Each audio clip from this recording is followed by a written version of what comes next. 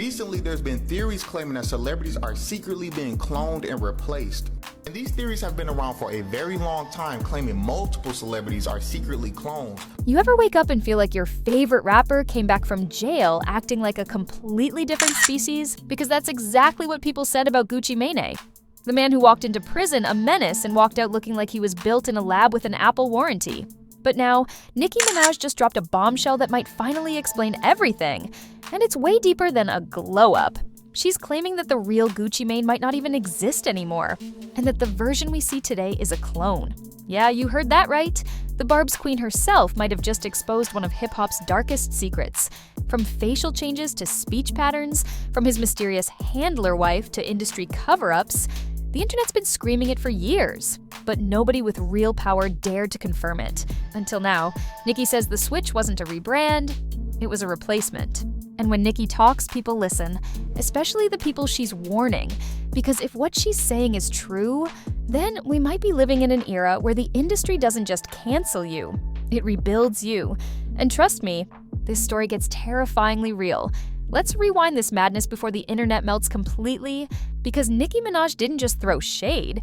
She dropped a nuclear-level secret that made every Gucci Mane fan start questioning reality itself. For years, people brushed off those Gucci clone rumors as conspiracy clickbait. But when Nicki entered the conversation, the whole theory went from internet joke to full-blown investigation. Because Nicki doesn't move unless she knows something, and she's been around this industry long enough to know who's fake, who's dangerous, and who's been replaced. The whole thing began back in 2013, when Gucci Mane spiraled into one of the most chaotic public meltdowns hip-hop had ever seen. One random afternoon, he hopped on Twitter and unleashed a digital apocalypse. He was dragging artists, accusing producers of betrayal, and even claiming he'd been with Nicki Minaj and Blac Chyna. It wasn't regular trolling. It was full-on meltdown energy. Within hours, he went from rapper to walking headline. Fans were confused, the industry was embarrassed, and Gucci looked like a man unraveling in real time. Just days later, things got worse. Gucci was arrested for threatening people in traffic while high, carrying a weapon, and resisting arrest. Police reports described him as uncontrollable. It wasn't his first time either. He'd already been arrested months earlier for smashing a champagne bottle over a man's head in a nightclub. The once-loved trap king had turned into the cautionary tale of Atlanta hip-hop. He was sent to prison again, and everyone assumed that was the end of the Gucci era. But little did anyone know, that's where the real story begins. The one Nicki would eventually drag back into the spotlight.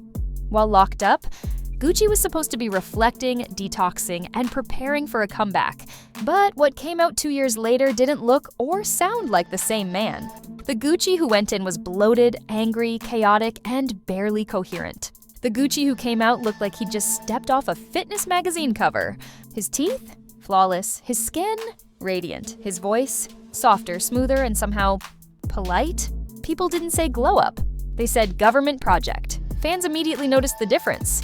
The new Gucci didn't sound like he used to. His tone was calmer, almost robotic. His mannerisms were off. He didn't slur, he didn't snap, and he didn't move like the same chaotic soul who'd once lived on lean and chaos. People on Twitter began saying, "That's not Gucci. That's a prototype." Others swore he had a new barcode behind his ear. Conspiracy videos started circulating, freeze-framing his jawline, comparing tattoos, and showing side-by-side photos like it was a true crime investigation. And then came the wildest confession yet. Rapper Hopsin randomly appeared on Instagram Live claiming that he was part of some secret cloning project and had been asked to replace Gucci Mane. He said he was approached by agents who told him to wear a Gucci bodysuit to keep up appearances. After Gucci allegedly died in prison, the internet laughed at first, because Hopsin is known for trolling. But when you combine his strange story with Gucci's drastic transformation, people started connecting dots that weren't supposed to be connected. Gucci's ex-girlfriend, Mac Breezy, fueled the fire even more. She went live saying the man walking around calling himself Gucci wasn't the real deal. She swore that the real Gucci had died in prison, and that the man walking free was a project straight from the lab. She claimed when she confronted Gucci's wife Keyshia Ka'oir about it, Keyshia brushed her off and told her to stop asking questions. But Mac said she could feel it. She knew Gucci. She knew his energy, his aura, his laugh, even the look in his eyes. And what she saw after his release wasn't Gucci. She said, "That man's blank, empty." That's not him. As her live went viral, old clips resurfaced. Gucci talking in interviews, moving differently, even pausing like he had to remember how to be himself. Some fans thought Mac was bitter, but others started believing she was onto something, because Keyshia's behavior didn't help. She seemed to always guide Gucci's interviews, finishing his sentences, correcting him, controlling his narrative. To conspiracy watchers, that wasn't love, that was programming. Around this same time, Gucci addressed the clone rumors himself in an interview. He laughed, saying, "I morphed into a new person." But instead of calming people down, it only made things worse. Morphed? Who uses that word casually? Fans ran wild with it. See, he admitted it. The word morphed became the smoking gun of the clone theory. And just when the internet started losing steam, Nicki Minaj reignited everything like gasoline on fire. It all started when Gucci's wife Keyshia mentioned Nicki in an interview, claiming Nicki never gave Gucci credit for helping her career. That's when Nicki snapped. She jumped on X, Twitter, and called Keyshia a paid handler, whose only job was to keep Gucci sedated and controlled. Nicki didn't stop there. She connected Keyshia's alleged handler role to other Hollywood power players. She accused Charlamagne Tha God of helping elite industry circles tear down certain celebrities, like Wendy Williams, while protecting others who follow the rules. Nicki hinted that Gucci's situation wasn't unique, that the same thing happens to anyone who tries to step out of line in the industry. She tweeted, "Y'all really don't understand who I am. Bring it. Let's play." Those tweets sent shockwaves through the industry. This wasn't some random blogger. This was Nicki Minaj, a global icon, throwing herself into one of the darkest conspiracy theories hip-hop had ever heard. Fans were either terrified or obsessed. Some said Nicki was exposing something real. Others said she'd finally lost it. But her confidence? Unshakable. She tweeted like a woman who had receipts locked in a vault. Suddenly, all the old clips started resurfacing. The interviews, the odd pauses, the way Keyshia sometimes answered questions for Gucci. Even his old cellmates allegedly said strange things. One claimed that the real Gucci never made it out of prison, and that something went down before his release. That same inmate allegedly died mysteriously weeks after speaking out. That rumor alone had people saying, "They're silencing everyone who knows too much." The deeper people dug, the darker it got. They found footage of Gucci's tattoos before and after prison. Some looked slightly altered, like they'd been repositioned or re-inked. His body proportions were different. Even his smile didn't match old photos. Was it surgery, weight loss, or reconstruction? Every explanation made sense, but none felt satisfying, and Nicki's silence after her tweets only made it scarier. She never backtracked, never apologized, never deleted a word. She dropped her bombs, walked away, and let the internet detonate. To her fans, that was strategic. To her critics, it was unhinged. But one thing everyone agreed on, she said something the industry did not want out there. Because if Gucci really was replaced, then how many others were? How many artists went to rehab or prison and came back different? How many transformations weren't makeovers, but reboots? The theory began to spread like wildfire. Cloning centers, handlers, and industry plants became daily topics online. And every time Gucci smiled on camera, people whispered, "That's not him." But Nicki didn't just revive the rumor, she personalized it. She made it clear that she'd been warned before about speaking on certain people. She hinted at threats, shady visits, and higher-ups who don't like loose lips. And the more she hinted, the more fans believed her. To some, this was just celebrity drama. But to others, it was a revelation. The moment someone with power confirmed that the clone talk wasn't just fan fiction. Because when Nicki Minaj starts talking about handlers, sedation, and government agents in hip-hop, it's not gossip anymore. It's a storm. And just when the world thought she'd said all she could, a new rumor surfaced. That Nicki knew exactly who replaced the real Gucci Mane. She didn't name names publicly, but insiders claim she dropped it privately to people in her circle. If that's true, this isn't just another scandal. It's an industry cover-up. And Nicki Minaj might have just poked a beast that even she can't control. Because if the real Gucci is gone, then who exactly is the man wearing his skin? By the time Nicki's tweets hit every blog, gossip page, and conspiracy subreddit, the Gucci clone theory had transformed from a joke to a cultural obsession. The internet was divided between believers and skeptics, but the timing of Nicki's words made it impossible to ignore. People weren't just wondering if Gucci had been cloned. They were asking who replaced him and who was protecting the secret. Nicki had opened a Pandora's box that the industry couldn't close. She wasn't vague about it either. She directly called out Keyshia Ka'oir as a handler, implying she was part of something deeper than marriage. For years, fans thought Keyshia was the picture of loyalty, a boss wife who held Gucci down through his darkest days. But according to Nicki, that loyalty came with a leash. She hinted that Keyshia wasn't just keeping Gucci clean, she was keeping him controlled. The theory spread like wildfire. Old clips resurfaced showing Keyshia whispering answers during Gucci's interviews, adjusting his sleeve, or giving him that subtle "don't say that" look. Fans began comparing her to other so-called handlers across the industry, women who appeared out of nowhere after a celebrity's downfall, only to become their shadow. Think Britney Spears and her conservatorship. Think Kanye and the mysterious women who appeared around him whenever he broke down publicly. The idea was the same. These women weren't partners, they were programmers. Conspiracy accounts started connecting dots like it was the Illuminati Olympics. They posted side-by-side shots of Gucci's old mugshots next to his new smile, his tattoos before and after prison, even his body proportions. Some fans claimed the spacing of his teeth was different. Others said his voice had a new cadence. Too clean, too calm, too precise. "That's not rehab," one viral tweet read. "That's a reboot." And then the comments got darker. Fans said Gucci's old friends had gone silent. They pointed out how the new Gucci rarely appeared with his original crew. Even his laugh, once loud and wild, was now short and rehearsed. A few of his longtime collaborators unfollowed him quietly, and one producer tweeted, "Don't believe everything you see on camera." It was the tweet that set Reddit on fire. Gucci's label tried to kill the rumors fast. They released statements about his fitness transformation, about his spiritual rebirth, about how prison gave him time to reflect. But those explanations only fed the paranoia. Because people weren't asking how he got healthy. They were asking how he came back with a new face, a new energy, and a new personality. Nicki's fans, the Barbs, took it even further. They began combing through her lyrics for hidden clues. In one of her verses, she'd said, "They tried to clone the queen. That's a bad idea." Suddenly, every Nicki lyric became a code. People were dissecting songs like scripture. Some claimed she'd been warning us about this cloning agenda for years. Others said she'd been silenced and finally decided to break free. Nicki herself went quiet after her initial rant, which only fueled speculation. Her silence became confirmation for believers. They said, "They got to her," or "She's under surveillance now." Fans began tagging her in comments, begging her to stay safe, like she just exposed the CIA. And honestly, it wasn't far off. Because every time someone speaks too boldly about cloning, something weird always happens.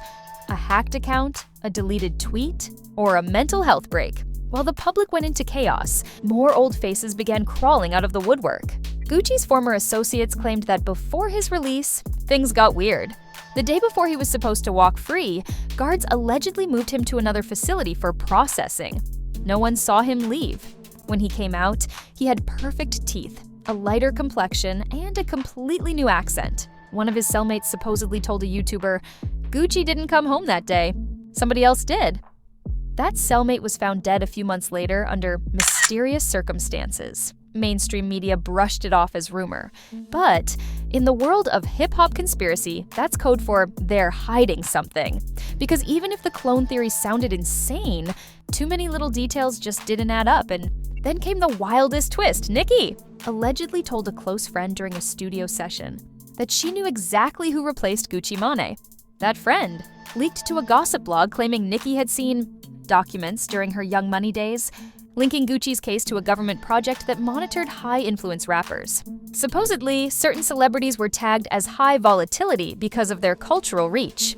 When they became unpredictable, they were replaced with programmable doubles. The blog deleted the post an hour later, but screenshots spread faster than wildfire. At this point, the internet didn't know what to believe. Half of hip-hop was joking about Gucci 2.0, while the other half was wondering if they'd been listening to an imposter for nearly a decade. Some fans even started referring to him as Gucci Bot. Memes popped up comparing him to a sleek new iPhone model. Same brand, different soul. Meanwhile, Gucci kept promoting positivity, talking about peace, fatherhood, and business ventures. It should have killed the narrative, but it didn't. Because to the conspiracy crowd, that was the red flag. "The real Gucci would never say namaste," one fan commented. "This man out here preaching like Oprah." Every new interview just added fuel to the fire. Other rappers began throwing subliminals too. Boozy Badass once joked in an interview, "Man, that ain't the same Gucci. The real one's still locked up somewhere in the Matrix." Even Kodak Black made a comment about industry clones in a live session, saying, "They be swapping these rappers out like cars." Fans connected every word back to Gucci. Nicki's tweets were still being dissected weeks later. People said her message wasn't about Gucci alone, it was about the system behind him. She warned that once you start questioning the elite, they replace you, rewire you, or erase you. "Look at Kanye," one comment read. "Look at Britney. Look at Gucci. They don't fix broken stars. They reprogram them." What made everything worse was the sudden silence from everyone involved. Keyshia stopped doing interviews. Gucci ignored clone jokes completely. Even radio hosts who used to press celebrities about gossip refused to bring it up. The Breakfast Club, the same platform where this feud reignited, never mentioned Nicki's handler accusations again. That kind of hush isn't coincidence. It's coordination. And when mainstream outlets pretend a viral story doesn't exist, the underground corners of the internet explode. Conspiracy pages started mapping Gucci's connections, his label, his old producers, even his dentist. They found odd overlaps between his rehabilitation program and private companies with contracts linked to government psychology departments. It sounded ridiculous, but the documentation was there. People were starting to think this wasn't just about one rapper. It was about an entire experiment in control. By this point, the narrative wasn't about whether Gucci was cloned. It was about why he would be cloned. Some said he knew too much, that he was going to expose industry secrets before his meltdown. Others said the real Gucci's drug problems made him unpredictable, a liability to the image machine. Replacing him was cheaper than rehabilitating him. The clone, they claimed, would be a model citizen, sober, polite, profitable. And that's exactly what happened. The new Gucci didn't fight, didn't rant, didn't spiral. He smiled, sold records, and became the perfect role model for reformed rappers. It was too perfect, too polished. Like he'd been programmed for redemption, Nicki's warning echoed louder than ever. "Y'all really don't understand who I am. Bring it." She wasn't just defending herself, she was daring the system to stop her. Fans started calling her the industry whistleblower. But deep down, everyone was scared. Because if Nicki was right, then cloning wasn't science fiction anymore. It was celebrity policy. And the more you look at it, the more it makes sense. Every time a star changes overnight, every time one of them finds peace, every time they come out of rehab sounding like Siri, it fits the pattern. It's not growth. It's replacement. Nicki had cracked open the industry's biggest secret, and the silence that followed said it all, because sometimes silence isn't denial. It's confirmation dressed in fear. By the time the smoke settled, the Gucci clone story had gone from online rumor to urban legend. People weren't just gossiping anymore. They were investigating. Entire YouTube channels were dedicated to dissecting Gucci's mannerisms, scanning his interviews frame by frame, and comparing the curvature of his smile to 2012 footage. Reddit had threads with forensic-level analysis, tattoo placements, eye color shades, speech rhythm breakdowns. It was madness, but it was captivating madness. Nicki Minaj had set something in motion that couldn't be stopped. Every time Gucci dropped a song, people weren't listening for bars. They were listening for proof. His lyrics about transformation, self-love, and positivity, fans thought they were coded messages from the program. His new flow, his clean delivery, too smooth, too safe, too scripted. Gone was the chaos that defined his earlier persona. It was like someone had scrubbed his soul clean and left behind a corporate-approved hologram. But the real explosion came when a blogger claimed that Nicki had been warned by industry enforcers to back down. The post claimed her phone was tapped, her DMs were mysteriously disappearing, and certain journalists were told not to mention her tweets on air. Whether that was true or not didn't matter. The paranoia became the proof. Fans said, "See? They're trying to silence her!" Every mysterious coincidence became a conspiracy breadcrumb. Then something even weirder happened. Mainstream outlets started casually referencing the clone rumors in interviews, almost mocking them, but never denying them outright. It was like they were trying to turn the truth into a meme before it spread too far. Gucci himself laughed about it once, saying, "If I'm a clone, then they did a great job." The audience laughed, but there was something hollow behind that smile. It didn't sound like deflection. It sounded like programming. Nicki's silence became deafening. The woman who'd been firing off tweets like missiles suddenly stopped addressing the situation altogether. No confirmations, no denials, just cryptic posts about truth always coming to light, and they can't clone authenticity. She knew exactly what she was doing. Every vague post made people dig deeper. Every time she didn't name names, fans filled in the blanks. Theories began to multiply faster than anyone could debunk them. Some said the clone program was part of a secret entertainment government partnership designed to manage influence control. In simpler terms, when an artist becomes too powerful, they don't cancel them, they copy them. A few creators even compared Gucci's case to others. Avril Lavigne's long-running replacement rumor, Eminem's sudden change in voice tone, Britney Spears' robotic videos. Whether or not any of it was real didn't matter anymore. It felt real. And in the age of the internet, perception is stronger than truth. The wildest twist came when a hacker group dropped a so-called industry file leak, claiming to contain biometric data and psychological evaluations of high-profile artists. The documents were almost too detailed. DNA percentages, behavioral notes, timestamps. One of the files was labeled Project GM, Phase 2. Nobody could verify if it was real, but the initials alone reignited everything. GM could mean anything, but to the internet it meant Gucci Mane. Every day new evidence surfaced. Some said Gucci's reflection in a photo looked slightly off. Others claimed his shadow didn't match his body angle in videos. Yes, it was absurd, but the absurdity made it addictive. The more outlandish it got, the more people believed there had to be some truth behind it. Because how else could Nicki Minaj, one of the most powerful women in music, risk her entire reputation to bring it up? Gucci's wife, Keyshia Ka'oir, tried to reclaim the narrative. She posted happy family pictures, motivational quotes, and fitness videos. But instead of calming people down, every new post fueled the handler theory. "Look how she's always beside him," fans commented. "She's making sure the programming stays intact." The woman couldn't even post a selfie without 1,000 comments accusing her of running a government lab in her basement. Even other celebrities started getting nervous. A-listers stopped joking about clones. Talk show hosts avoided the topic altogether. In a single moment, Nicki had taken an internet meme and turned it into a cultural red flag, something everyone knew about but was too afraid to discuss.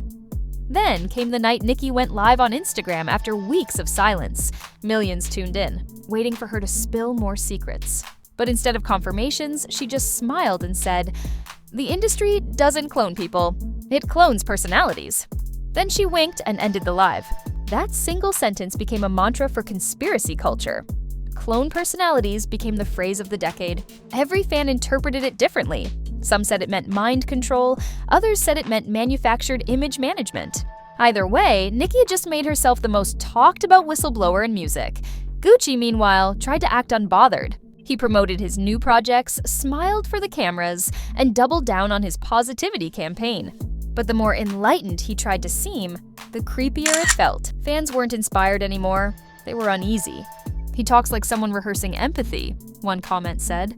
Like he downloaded human emotion from a YouTube tutorial. Industry insiders reportedly began referring to him as Safe Gucci. The wild, unpredictable, street-certified trap icon had become a brand mascot. He was suddenly politically correct, media-trained, and eerily calm. It was either the greatest redemption arc in hip-hop history or the most advanced identity swap ever pulled off. As months passed, the story refused to die. Every few weeks, new evidence trended: a glitchy photo, a lip-sync mismatch, a side-by-side of his old verses versus new ones. Fans were convinced his vocabulary had changed, like the new Gucci didn't understand the slang the old one invented. One TikTok compilation even titled itself "How the Real Gucci Spoke versus How the Clone Communicates."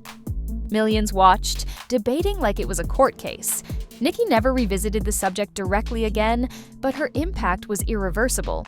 She had forced the entertainment world to confront its own mirror. The idea that fame itself could be synthetic.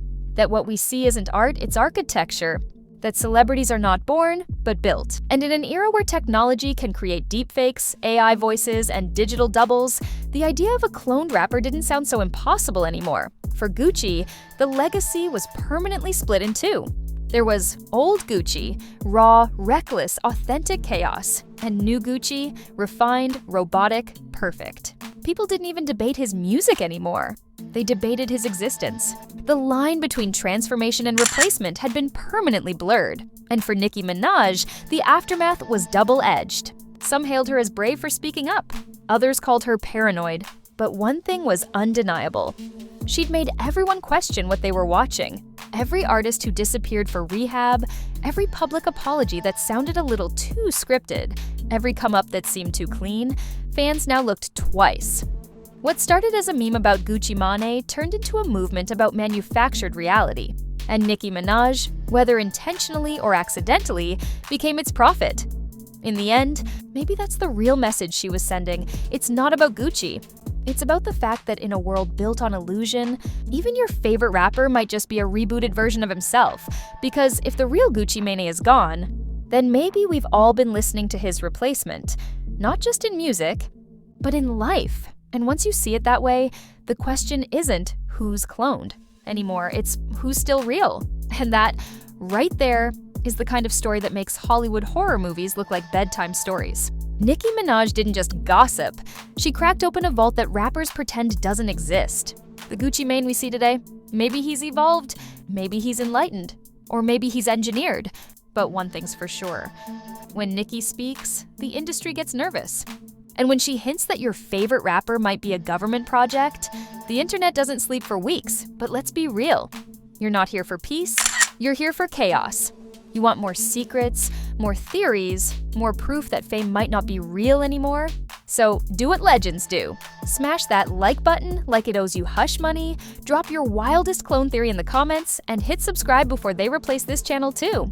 Because around here, the truth doesn't walk, it leaks.